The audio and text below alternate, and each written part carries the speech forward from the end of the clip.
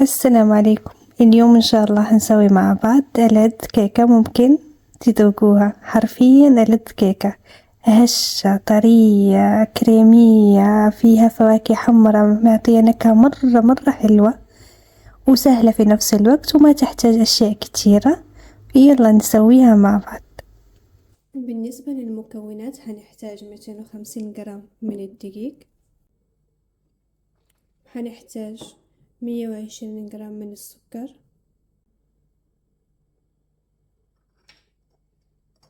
هنحتاج حبتين بيض بدرجة حرارة الغرفة، هنحتاج 150 ملي من الزيت، هنحتاج نفس القياس من الحليب اللي هو 150 ملي، هنحتاج فواكه حمراء، هنا في بلوبري والتوت الأحمر، هنا عندي مجمدين، نستخدم المجمدين أو الفريش عادي، وهنا قطع فراولة صغيرة كمان اختيارية مو ضروري، عندي ملعقتين صغار من الفانيليا باودر، 15 جرام تقريبا من البيكنج باودر، ورشة ملح صغيرة يعني يدوب رشة ملح، ونبتدي نجهز.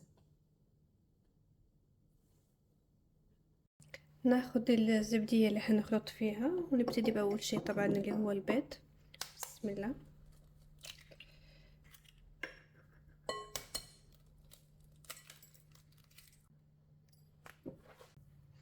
نحط الفانيليا باودر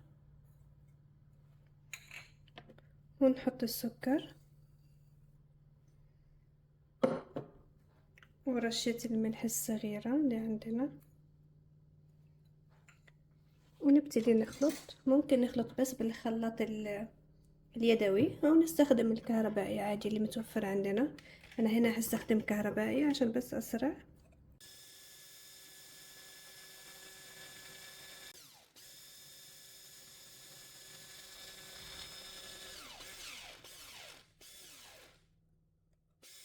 نبتدي نضيف الزيت بالتدريج.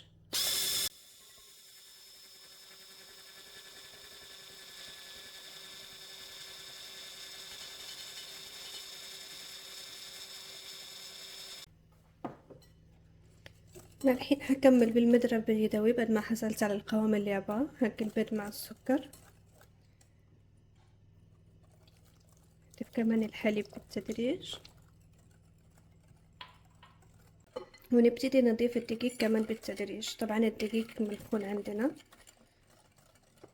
بالنسبة للحلويات والكيك ضروري الدقيق يكون منخول.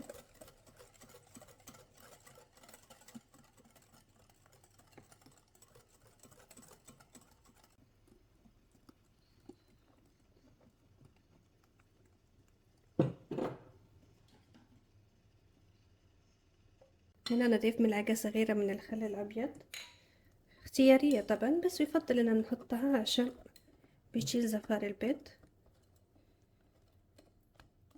خلاص، ونضيف البيكنج باودر. أنا هنا هنخله عشان أضمن إنه ما يكون فيه تكتلات.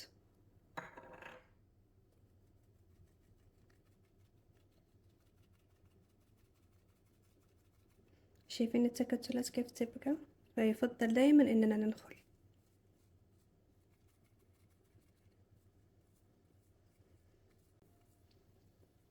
خلاص كده نخلطه والكيك صار جاهز معنا. شايفين قوام الكيك؟ لا هو تقيل مرة ولا خفيف، يعني القوام العادي حق الكيك.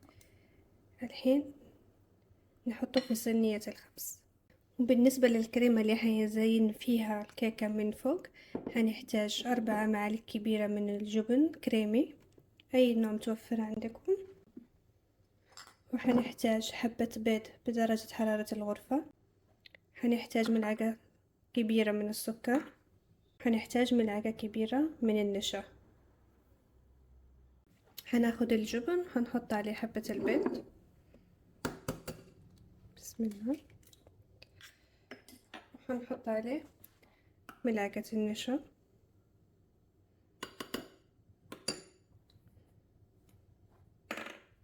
ونخلطهم كويس.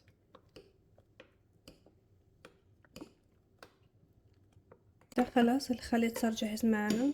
شايفين كيف القوام، ما هو تقيل ولا خفيف. طبعا انا هنا ضفت ملعقة السكر اللي قلناها مع بعض في المكونات، بس نسيت اصورها. خلاص ونحطه على جنب. ناخد الصينية اللي هنحط فيها الكيك، طبعا هندهنها زبدة ونرشها بالدقيق ونحط عليها خليط الكيك.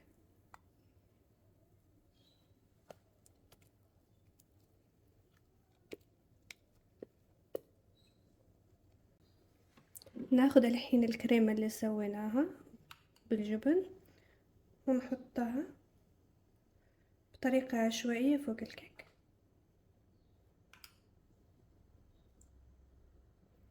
هذه الطبقة بتاعتي مرة لذيذة للكيك، يطلع كريمي مرة وطعمه مرة حلو.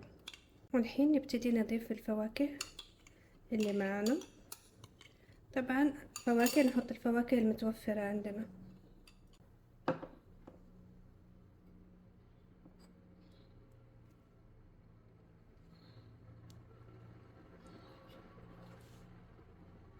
وزينها شوية بشرايح اللوز من فوق، طبعا اختيارية. وندخلها للفرن يكون مسخن على 180 درجة. هنشغل عليها بس من تحت لغاية ما تتحمر، تبتدي نشوفها خلاص انطبخت، وبعدين نشغل عليها الفرن من فوق. تقريبا بتاخد من 40 إلى 45 دقيقة، يعني زي الكيك العادي.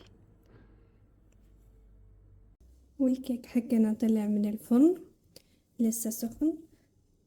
لما يكون سخن بيكون لسه طري مرة، فنخليه لغاية ما يبرد تماما، ونبتدي نرش عليه سكر بودرة لغاية ما يبرد. لازم يكون بارد عشان السكر البودرة ما يدوب، ولما نيجي نقطعه ما يفتفت معنا. ونخليه يبرد على راحته وبعدين نزينه. بعد ما برد الكيك تماما رشيت عليه سكر بودرة.